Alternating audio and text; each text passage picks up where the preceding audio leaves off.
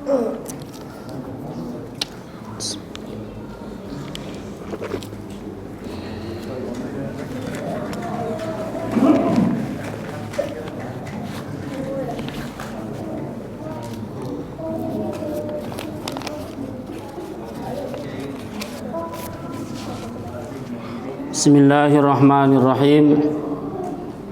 Assalamualaikum warahmatullahi wabarakatuh.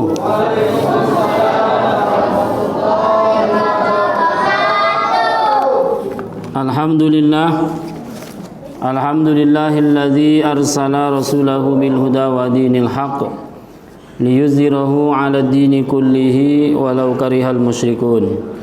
Asyhadu an la ilaha illallah wahdahu la syarika lah wa asyhadu anna Muhammadan abduhu wa rasuluh la nabiyya ba'dah.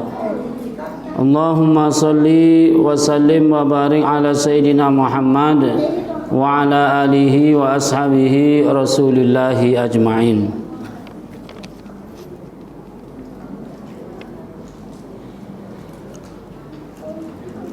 Para jamaah Masjid Al-Jami'atul Wasliyah yang berbahagia, pengurus masjid yang berbahagia, hadirin wal hadirat yang hadir pada kesempatan malam hari ini, mudah-mudahan semuanya disayangi Allah Subhanahu wa taala. Amin.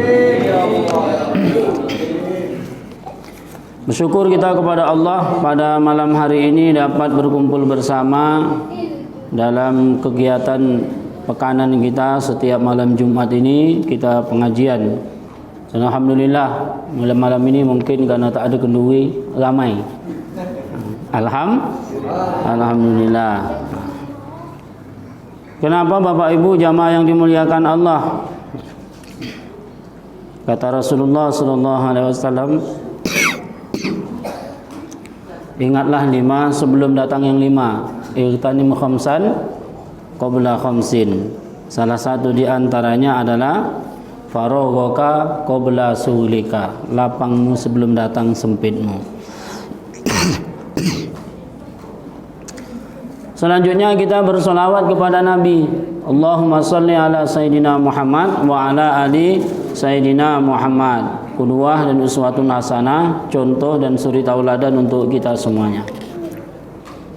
Bapak Ibu para jamaah yang dimuliakan Allah, malam hari ini kita bercerita atau berbicara tentang sesuatu yang penting. Dalam bahasa yang disampaikan oleh Rasulullah, ni'matani, 2 kenikmatan yang sering dilupakan oleh manusia. Yang pertama adalah nikmat sehat, dan yang kedua adalah nikmatnya waktu luang. Ini artinya Bapak Ibu jamaah yang dimuliakan Allah. Maka di dalam hadis itu juga, dalam hadis yang irtanim khamsan qabla khamsin itu,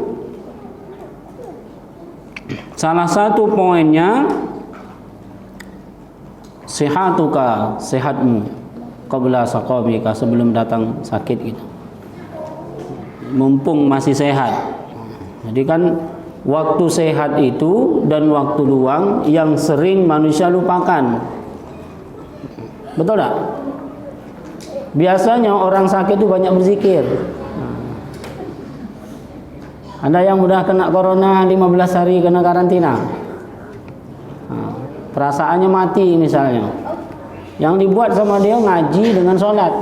Ngaji, sholat, ngaji, sholat. Jangan-jangan betul-betul mati aku nih. Maka banyak beribadah. Sehatmu sebelum datang sakitmu. Maka Bapak Ibu jamaah yang dimuliakan Allah, walanabluwannakum bisyai'im minal khaufi wal ju'. Kita ini akan diuji oleh Allah Subhanahu wa taala minal khaufi, dari rasa takut, wal ju', lapar. Takut kalau seandainya kita tidak bisa menjaga kesehatan kita di masa-masa pandemi ini. Sampai ada pertikaian sebelum datang fatwa MUI. Pakai masker nih sholat, sah tidak? Yang satu bilang sah, yang satu bilang tak sah. Namanya sholat yang menghadap kiblat, mukanya harus terbuka. Sampai ibu-ibu aja sholat ini mukanya harus terbuka, walaupun sebelumnya dia seperti ini. Nah, kemudian setelah ada fatwa MUI baru tenang. Yang satu lagi sholat jaga jarak. Kan heboh juga tuh Pak. Antara jarak dengan jarak itu berarti setan ikut sholat di situ. Heboh lagi. Ya dah. Kenapa? Kita mau menjaga kesehatan. Salah satu tata tertibnya itu sholatnya berjarak-jarak. Maka salah satu, ini sekalian ngasih tahu, mau ikut atau tidak itu sifatnya himbauan dari pemerintah melalui Kementerian Agama buat surat edaran nomor 15 tahun 2021 nih, Menteri, tentang sholat Idul Adha dan Hari Raya dan pelaksanaan kurban. Pemerintah itu tetap menganjurkan kepada kita semuanya. Sesuai tak nih? Macam tak sesuai ya. Pemerintah itu tetap menganjurkan. Ini kan bapak-bapak pemerintahan ini semua, ini pejabat semua nih, betul? Ini Pak Haji pejabat. Ini tak pelah lagi belakang, ini kopiah kuning. Ini pejabat besar. Dekat masjid dia pejabat, dekat pemerintah pun dia pejabat. Nah, artinya bagaimana? Artinya bagaimana? Pemerintah itu mengimbau. Nah, kalau kecuali dia undang-undang, kalau undang-undang itu ada sanksinya. Kalau himbauan dari kementerian, terutama kita dari Kementerian Agama, sifatnya mengimbau. Maka saya tanya dengan Bapak yang sebagai pembicara pada waktu itu, bagaimana kalau seandainya masjid, musola atau pengurusnya tidak ikut himbauan kita, Pak? Tugas kita memberikan pemahaman kepada masyarakat. Kalau dalam bahasa keren namanya memberikan edukasi. Kalau masalah dia tak mau nanti Pak, terserah dia lah. Kalau dia tak mau, namun dia tak ndak. Nah, suruh sholat jarak-jarak tak ndak. Dia nak rapat-rapat juga kan gitu. Bapak Ibu jamaah yang dimuliakan Allah. Nah, maka sehatmu sebelum datang sakitmu. Walana buluwannakum bisyai'in minal khaufi wal ju'. Kita itu kan diuji oleh Allah dari rasa takut.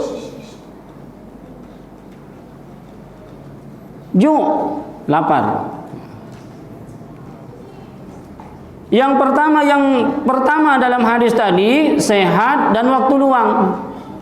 Maka Nabi, Bapak Ibu jamaah yang dimuliakan Allah, umur 53 tahun perang Badar. Berapa umurnya? 53 tahun. Sebelum keluar aturan tentang ASN yang terbaru 58 pensiunnya, 55 kita pensiun, Pak. Untung tak jadi pensiun. Nah, tak jadi 55 jadi 58 tambah 3 tahun. Yang fungsional naik lagi sampai 60. Yang hakim macam Pak Hakim 65. Guru besar 70. Itu hebatnya Pak. Maka Bapak jadi guru besar. Kalau tak bisa guru besar jadi badan besar. Nah, Nabi umur 53 tahun baru mulai perang Badar. Bukan bawa Pajero, ya, bukan barakuda, bukan tank yang dibawa kuda atau unta. Jarak dari Madinah ke tempat terjadinya perang Badar tidak kurang dari 60 sampai 70 kilo. Dari sini ke Pambang naik kuda. Halo. Dari sini ke Pambang naik kuda.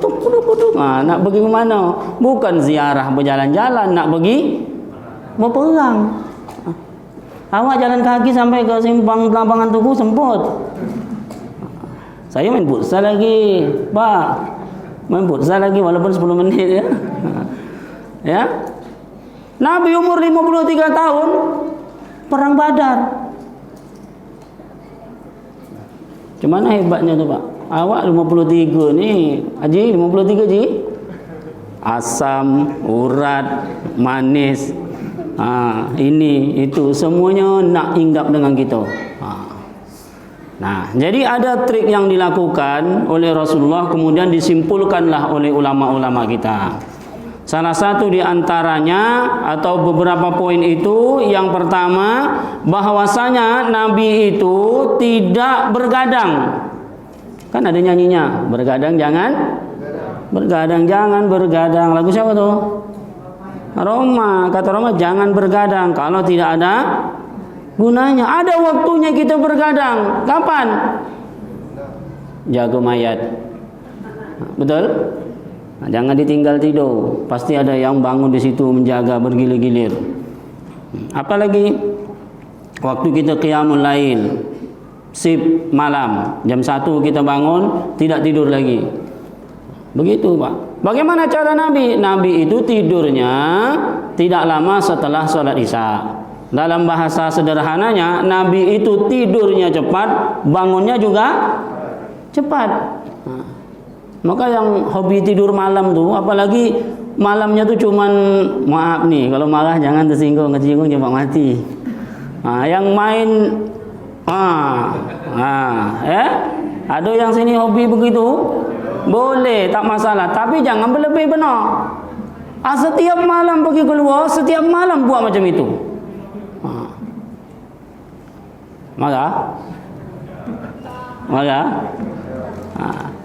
Boleh, tapi jangan berlebih benar. Banyak pula yang lagha, wallazina hum 'anil lagwi muridun. Mereka dari hal-hal yang tidak bermanfaat, mereka berpaling. Begadang, Pak. Ya kalau menang, kalau kalah dari jam 9 sampai jam 11.30 menyangkung. Nyangkung, Pak. Jongkok gitu. Itu sampai balik nanti tuh begitulah dia. Kenapa? Kawan tak mantap. Entah dia pakai kode gini-gini, asal kode-kode berarti ini batu gitu. Itu zalim nama macam itu. Sudahlah main tu tak elok benar, buat kelaku curang pula dia. Asal gini dia berarti ini 3 keluar. Asal gini dia pakai kode-kode, ya. Tak boleh, itu celat namanya. Bapak Ibu jamaah yang dimuliakan Allah. Nabi cepat tidurnya, cepat bangunnya. Nabi itu. Kemudian apa lagi? Cepat bangun, kemudian tentu melakukan ibadah-ibadah sunnah. Bangun tidur kita ambil wudu, kemudian solat sunat. Sunat wudu, solat sunatul syukrul wudu'i lillahi ta'ala. Sengaja aku solat tu, setelah kita wudu itu disunahkan kita solat. Setelah itu baru ibadah-ibadah sunnah yang biasa kita lakukan di malam hari. Diawali dengan misalnya solat taubat. Solat taubat, setelah solat taubat, solat tahajud. Setelah solat tahajud, solat hajat. Yang terakhir adalah witir. Terakhir witir. Baru ibadah yang lain, berzikir kita, mohon ampun sama Allah sampai menjelang masuknya waktu subuh. Subuh qabliyah, ra'atul fajri khairun minad dunya wa ma fiha. Apalagi besok Sabtu Ahad. Tapi jangan ngopi dulu. Lepas solat jamaah subuh, kalau ngopi batal. Tak boleh ngopi. Dalam masjid ni berzikir kepada Allah sampai masuk waktu syuruk, kita solat. Lepas solat baru ngopi. Asal kita dah keluar dari masjid ni tidak mengingat Allah, masuk lagi kita solat, itu tidak ada aturannya, Pak. Aturannya itu kita solat subuhnya berjamaah. Dalam hadisnya, summa yazkurullah, dia kemudian dia mengingat Allah, summa shalla ra'ataini, kemudian dia salat 2 rakaat, kahajjin wa umratin, seperti haji dan umrah, tamatan sempurna. Pandai-pandailah cari tempat. Kalau dah mengerti semuanya, sebab solat subuh cari tempat dekat sudut, pegang Quran. Kalau pakai tasbih, pegang tasbih. Yang pakai tasbih, yang pakai pencet-pencet gini, begini. Asal kawan ngajak ngopi. Gitu, jangan jawab, diam. Asal keluar mulut kita, batal kita iktikafnya. Kan begitu. Iktikaf itu batalnya ketika kita bergerak atau kita berbicara dengan orang. Kalau bicara batal begitu, maka niatkan iktikaf lagi. Nawaitul iktikaf fi hadzal masjid. Sengaja aku iktikaf di masjid ni. Syuruk itu ada aturannya. Syaratnya dia berjamaah, kemudian mengingat Allah, masuk waktu syuruk dia salat. Dapat pahala haji dan umrah. Maka yang belum naik haji macam saya kan, yang belum umrah macam saya juga, umrah belum, haji belum. Sihan tengok. Sebetulnya macam nak menangis, malu pula kan. Daftar udah, takdir belum, Pak. Ayah nak berangkat tahun ini pun tak jadi sampai 2 tahun ni, Pak. Entah tahun depan corona datang pula lagi, tak jadi naik haji lagi. Karena haji itu juga pernah tidak dilaksanakan karena ada sebab, wallahu alam, ya. Kalau dibahas itu kan ada yang tak setuju, mengis pula dia. Bapak Ibu jamaah yang dimuliakan Allah, itu aturan tentang yang dilakukan oleh Nabi. Yang pertama, Nabi itu cepat tidurnya dan cepat bangunnya, begitu. Kemudian yang kedua, Nabi itu sering berpuasa. Ada yang tadi berpuasa, kalau sholat maghribnya di sini sama dengan saya, berarti tak puasa dia. Kecuali dia duduk di luar minum dulu, itu dia puasa. Saya niat ada tadi, tapi tak jadi. Tak jadi. Senin semalam dapat, Kamis ni banyak godaan, Pak. Apalagi musim duri ini. Ya, puasa itu, sebaik-baik puasa itu puasa Nabi Daud. Puasa tidak selama 1 bulan dan seterusnya. Kecuali hari-hari yang diharamkan oleh Allah kita berpuasa. Besok tasyrik 10, hari rayanya 11, 12 dan 13 kita tidak berpuasa. Nah, setelah itu Bapak kalau puasa Nabi Daud lanjutkan puasanya. Lanjutkan puasanya. Kalau kita sudah puasa Nabi Daud, maka kita tidak berpuasa sunnah yang lain. Nah, sebaik-baik puasa sunnah itu puasanya Nabi Daud. Artinya bagaimana? Kalau dia sudah melaksanakan puasanya Nabi Daud, dia tidak mengambil sunnah puasa yang lain. Karena sudah terlewat semua sampai 15 hari dalam 1 bulan. Kalau kita biasa tidak puasa Nabi Daud, Senin Kamis kan 8. Betul Bu? Tambah ayamul bid 3 hari. Itu pun kalau tidak berjumpa dia dengan hari Senin dan hari Kamisnya. Tak mungkin tak jumpa. Jarang. Atau berurutan. Nah, maka maksimalnya berpuasa kalau ikut Senin dan Kamis dan ayamul bid, maka jumlahnya 8 ditambah 3. Jumlahnya 11 hari kita berpuasa. Kalau puasa sunnah-sunnah. Sumu tasihu, berpuasalah engkau akan sehat. Maka insyaAllah Pak, saya dah mulai berdebur juga, karena dah terlalu berat, dah mulai kurang sikit, kecuali yang durian tadi. Dah kurang. Kenapa? Ya, karena kita nengok keadaan kita, idealnya orang kalau 160 itu 65 tinggi berat badannya. Ini dah lebih dari 90 tu kan parah betul tu. Maka harus banyak puasa. Nabi banyak berpuasa. Maka Umar bin Khattab, kalau kita pernah nengok filem Umar itu, dia marah dengan orang yang perut besar macam saya ni. Ditepuknya, haram kata dia kan. Kenapa? Zaman perang perut besar dapat lari. Zaman perang perut besar dapat lari. Bawa badan aja payah. Macam mana nak bawa pedang lagi, bawa ini lagi. Belum lari lagi, jalan kaki. Pasukan infanteri itu jalan kaki. Dari sini sampai ke Pematang Duku, sampai ke Pambang 90 kilo jalan kaki. Belum jumpa lawan, mati dah. Maka harus sehat. Yang ketiga, tidak marah. La taghdab walakal jannah. Jangan marah, maka untukmu adalah surga.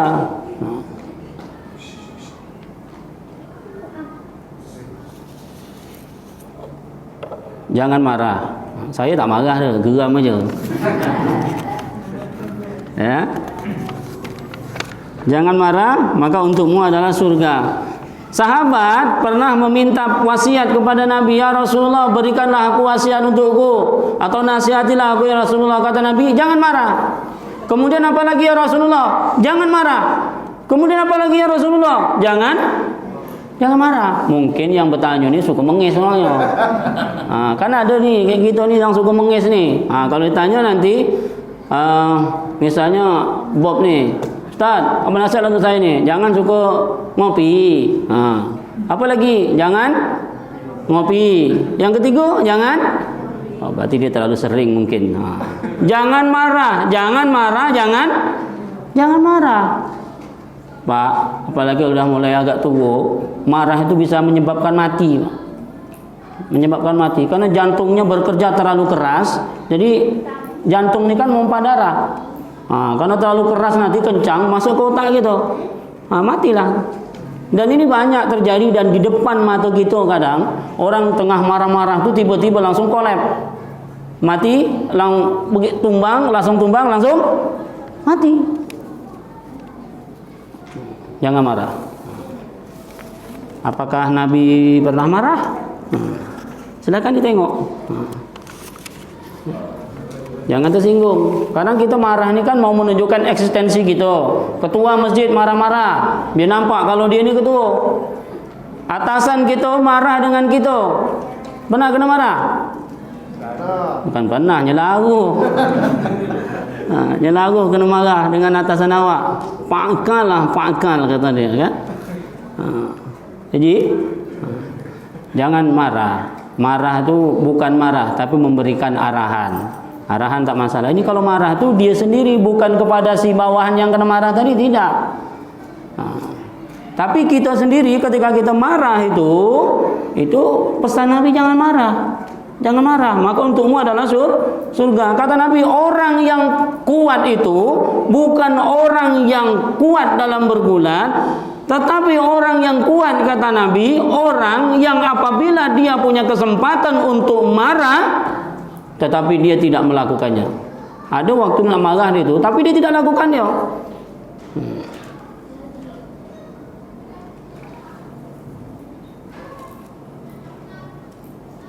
Ibu, suka marah? Ibu? Kadang-kadang. Bapak ada suka marah? Sekejap marah. Ini suami kita, kenapa kita marah dia? Ini istri kita, kenapa kita marah dia? Saya tak pernah marah, Pak. Betul, boleh tanya dengan rumah saya tak pernah marah. Tapi kalau kena marah sering pula nampak. Kalau perempuan tu dia tak marah, tapi dia menyungut. Ya. Apalagi kalau yang baliknya jam 11 tadi, balik nyangkung, mengengkang balik dia. Abang apa bang? Kalah tadi, dari jam 9 sampai jam 11 ni, nyangkung. Tentu kaki tu pegal. Balik tu begini-begini dia, apalagi dia asam urat lagi. Buatlah besok sampai pagi nyangkung di situ. Macam mana mampus, baru tahu nanti. Oh, marah dia kan. Kata laki dia, kadang betul juga orang saya cakap ni. Dia nyungut tu Pak. Ini tandanya sayang dengan bapak. Dia bukan marah, geram. Ya. Kalau marah tu lain. Menyetan. Namanya setan. Marah tu jalannya setan. Maka di zaman dulu kan begitu. Marah itu bagi penguasa itu adalah perang. Boleh dicek. Abraha marah. Marah kenapa? Ya karena pembisiknya ni yang berbahaya. Abraha itu marah karena dia bilang, orang-orang yang di kanan kiri dia bilang dengan Abraha bahwasanya kenapa rumah ibadah yang sudah kita bangun dengan banyak-banyak biaya yang megah itu, yang permaidan, yang keramiknya atau batu-batunya, perhiasannya semua dibuat dari yang terbaik, tetapi ketika bulan haji datang, orang-orang Arab di Yaman itu balik semuanya. Kemana? Dia melaksanakan perjalanan menuju ke Baitullah, rumah Allah. Padahal waktu itu Islam belum ada. Karena haji itu sebelum datangnya Islam juga haji sudah ada. Maka kalau gitu kita hancurkan saja rumah itu, Ka'bah itu. Maka mereka bawa pasukan, itulah pasukan bergajah itu, Abraha. Zaman menjelang lahirnya Rasulullah sallallahu alaihi wasallam. Perang, Pak. Tetangga kanan kiri berkelahi. Tak elok. Jangan marah, jangan marah, jangan marah. 3 kali Nabi menyampaikan. Tengok, jamaah ni macam Pak Haji ni tak mau marah dia. Bu-ibu, mari kita berkorban. 10 ekor dapatnya. 10 ekor tu artinya 70. Ya, 70 orang. Sementara kakaknya tu ada sekitar 460. 467 kali 4 28, 7 kali 5 35, 7 kali 6 42. Berarti 1/6-nya orang di sini berkorban. 1/6-nya dah berkorban dah. Banyak tu, Pak. Kami banyak tu.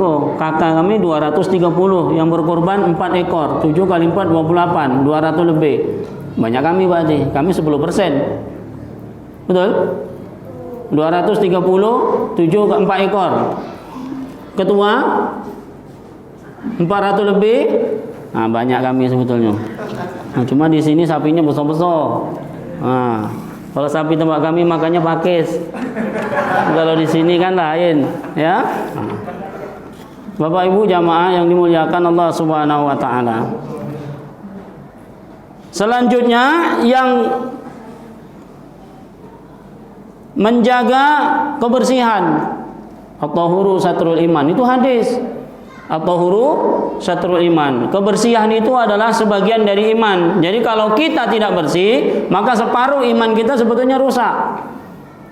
Beristinja, membersihkan diri kita setelah kita buang hajat, itu namanya beristinja. Nah, jadi jangan sekali-kali kita usahakan yang namanya kencing itu nyangkung. Makan atau minum jangan berdiri. Itu perintah dari Nabi. La tasrabanna ahadukum qa'iman. Jangan sekali-kali engkau minum qa'iman, engkau minum dalam keadaan berdiri. Tengok pemain yang dari Timur Tengah yang mengerti dengan hadis ini, setiap dia minum setelah dia istirahat pasti dia nyangkung, minimal dia nyangkung baru dia minum. Silakan ditengok Pak. Kalau kita sambil minum sambil lari, sambil bawa aqua kecil tu yang aqua gelas ni, sambil tung betul kau, bola sampai ke dia lari-lari dia, tersedak. Tak boleh. Itu Nabi.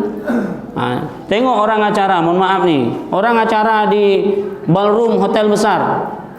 Sengaja memang kursi tidak ada. Yang ada itu tempat minum dengan tempat ngambil makanan dan kemudian kursi tidak ada.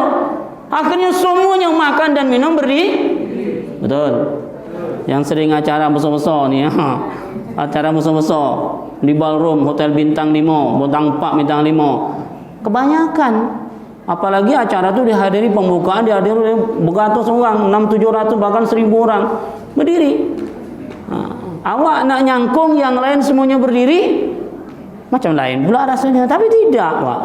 Tetap cari tempat di mana kita bisa tidak melanggar daripada perintah Rasulullah ini.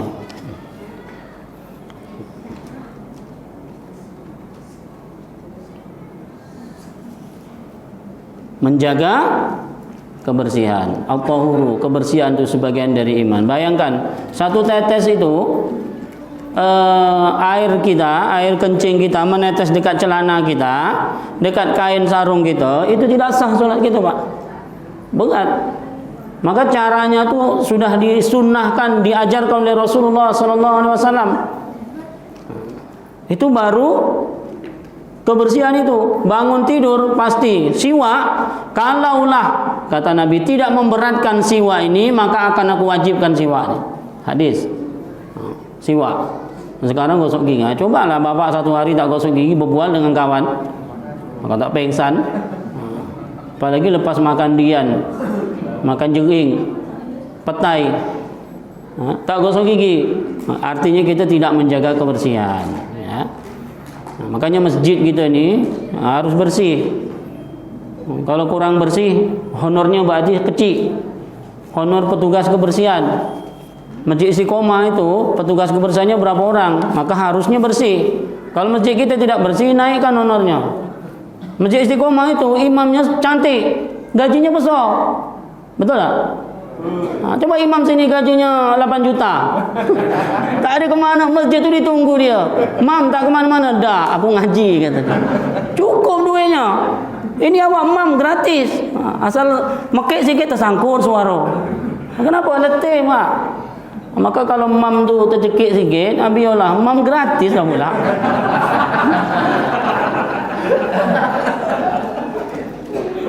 Betul? Gitu. Sana mam ada 4 orang, semuanya mantap-mantap. Itu kerja dia. Mantap tu, Pak. Hafal 30 juz, hafal 20 juz. Awak juz 30 terbalik-balik. Menjaga kebersihan, ya. Kuku, ini kan Jumat nih, sebentar lagi besok kan Jumat. Dari maghrib tadi udah Jumat. Kuku tak boleh panjang, tak boleh. Jangan pula bapak-bapak dah tua-tua canggih keluar macam ini. Jangan disuruh. Jangan disuruh. Jangan ada lagi. Ini tempat setan. Kalau udah Nabi bilang tempat setan itu, bukan kemudian setan itu bapak nampak bergayut-gayut setan di situ, tidak. Sama dengan jenggot nih. Ada yang punya jenggot? Ini sunnah. Tempat bidadari bergayut. Nah, kalau seandainya sunnah ini bapak cukup, bapak kehilangan sunnahnya. Tapi janganlah bersegak-segak pula. Itu aja. Ini tidak boleh dicukur nih. Betul, tidak boleh dicukur.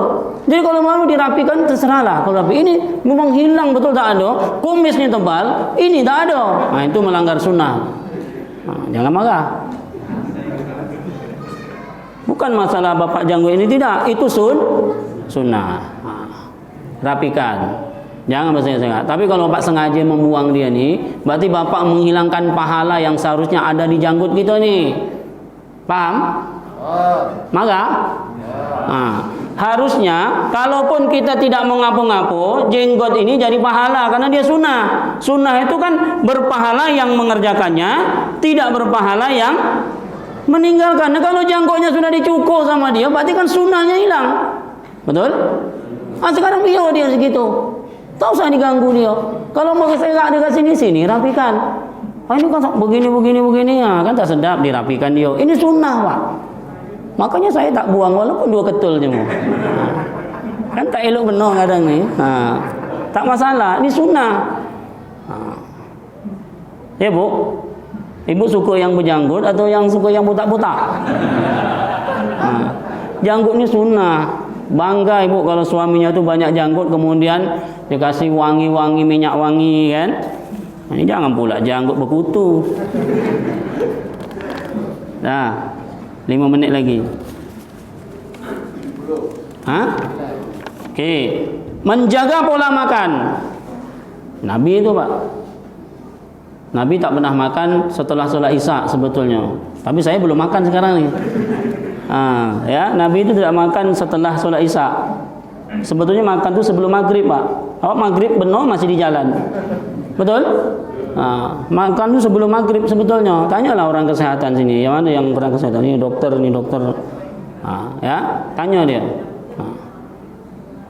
Artinya bagaimana? Makan tu setelah dia masuk dalam perut kita, dia kan 8 jam prosesnya menjelang dia habis yang kita makan tadi. Kalau kita makan jam 10 malam, tengah tidur pun kita masih bekerja tu. Makanya tidur kita pun disuruh miring ke kanan. Jangan terlungkup. Sesak, Pak. Ya. Tidur kita miring ke kanan, itu sunnah, Pak. Kalau suami sebelah kanan, istri sebelah kiri. Betul, Bu? Jadi kalau suaminya tuh ikut sunnah miring ke sini, berarti kan istrinya ikut miring gitu. Berarti sama-sama lah dia miring ke kanan. Kenapa? Karena jantung kita, kalau tak salah saya, sebelah kiri. Betul, Pak Ji? Betul, Pak. Ini Pak Sekretaris Dinas Kesehatan. Kiri kan jantungnya. Jadi kalau dia sebelah kanan, sebelah kiri kita gini, artinya jantung kita ini tertimpu badan kita nih. Ya kalau badannya kecil macam dia nih. Kalau macam ini. Kalau macam ini, maka sunnahnya ke kanan. Apalagi lepas makan. Begitu. Sunnah tuh, Pak. Jadi kalau tidur begini tuh, sebelah kanan begini nih, ini sunnah. Tidur aja ada sunnahnya. Bukan pakai asal datang, telentang, telungkum. Dah. Menjaga pola makan. Bapak Ibu jamaah yang dimuliakan Allah, maka makan itu biasanya kita berdoa, Allahumma barik lana fima razaqtana wa qina adzabannar. Kalau lupa kita, maka baca bismillahi awwaluhu wa akhiru. Biasanya sering lupa. Lupa tu menyelaruh. Asal makan lupa, dah kenyang baru ingat. Astagfirullahalazim. Bismillahi awwaluhu wa akhiru, dengan nama Allah awal dan akhirnya. Tak masalah, nak makan lupa. Kecuali kita makan bersama dan kita berdoa, Allahumma barik, ya Allah berkahilah kami fima razaqtana, terhadap apa yang telah engkau berikan rizki ini kepada kami. Wa qina adzabannar, jauhkan kami dari azab neraka. Jangan gara-gara kita minum air ini kita diazab sama Allah. Kenapa? Air ini bukan air kita minum. Air ini bukan air kita minum. Nanti air ini masuk ke dalam tubuh kita. Kalau dia daging, nanti membentuk menjadi darah dalam diri kita. Ini mohon maaf nih, Nabi ada orang Pak pakai pakaian yang cantik, kemudian muka dia muka orang soleh. Muka orang soleh macam kita yang hadir ni kan muka orang baik semua ni. Kemudian dia berdoa di depan Kaabah, ya Allah, ya Allah, ya Allah, ya Allah ini, ya Allah itu. Kemudian kata sahabat, ya Allah, solehnya lah orang ni, baik betul dia Rasulullah. Kata Nabi, tidak, dia ni tidak diterima sama Allah doanya. Kenapa tidak diterima ya Rasulullah? Kata Nabi, malbasuha haramun, pakaiannya itu haram. Ini belinya dari yang haram. Mat'amuha haramun, yang dimakan ini haram. Kata Nabi, bagaimana Allah akan menerima doanya? Pakaiannya aja haram, makanannya aja haram. Maka dalam hadis itu disampaikan,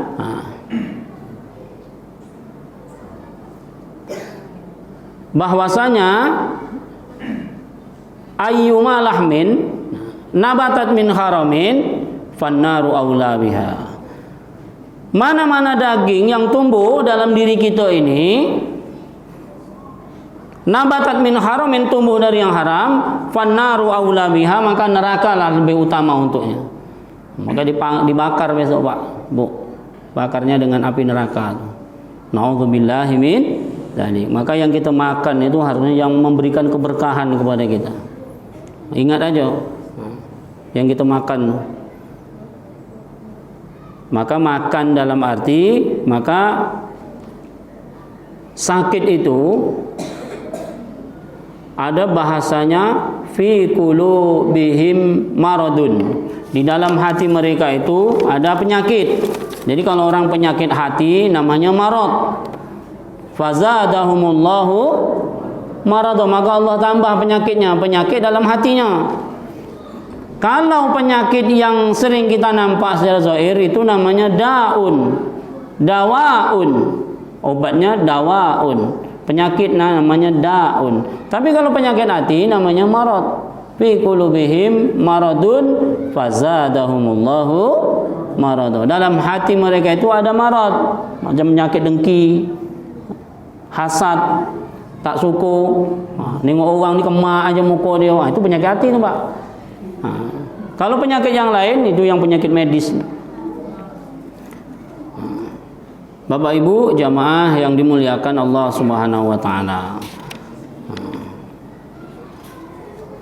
Alladzi waswisu fi sudurin nas minal jinnati wan nas. Bahwasanya manusia itu di dalam hatinya itu kadang dibisiki kepada sesuatu yang tidak baik atau untuk melakukan yang tidak baik. Di mana? Fi sudurin nas. Allazi waswisu fi sudur itu yang di dalam namanya qalbun, di luar qalbun namanya sudur. Kalau bahasa Arabnya sudur itu dada artinya di dalam dada tadi ada hati. Hati itu kalau sakit namanya marid. Makanya fi qulubihim maradun fazadahumullahu marada. Itu penyakit hati. Penyakit hati ini bahaya Pak. Nengok orang pergi ke masjid katanya sok suci, pakai jubah namanya sok sunnah, padahal jubah itu memang walibasut taqwa dzalika khair. Nih macam Haikal nih sunnah nih, ini Pak Haji sunnah, ini tidak sunnah nih. Ada jubah satu putih untuk Jumat besok, ya. Walibasut taqwa dzalika khair. Pakaian takwa itulah yang paling baik. Makanya baju namanya yang cantik namanya untuk ibadah kita namanya baju takwa. Kan kita yang cantik-cantik yang baju macam ini namanya baju takwa. Walibasut taqwa, inilah baju takwa ni. Yang ini sikitlah. Kalau ini baju batik namanya Pak, bukan baju takwa, baju batik ya. Pak Haji sunnah nih. Maka ini pahala karena sunnah. Kalau dibuka hilang lagi, dipakai lagi jadi sunnah lagi. Begitu.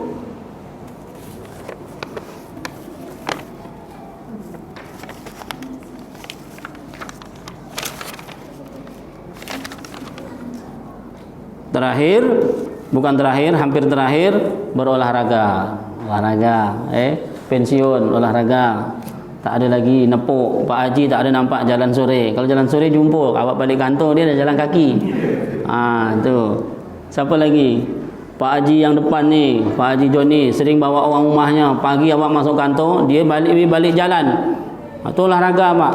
Ya. Azan. Alhamdulillah. Masuk waktu Pak? Nah. Bapak Ibu jamaah yang dimuliakan Allah, mudah-mudahan kita semuanya dapat menjaga kesehatan kita agar kemudian dapat kita melakukan ibadah-ibadah kita kepada Allah Subhanahu wa taala. Ihdinas siratal mustaqim. Assalamualaikum warahmatullahi wabarakatuh.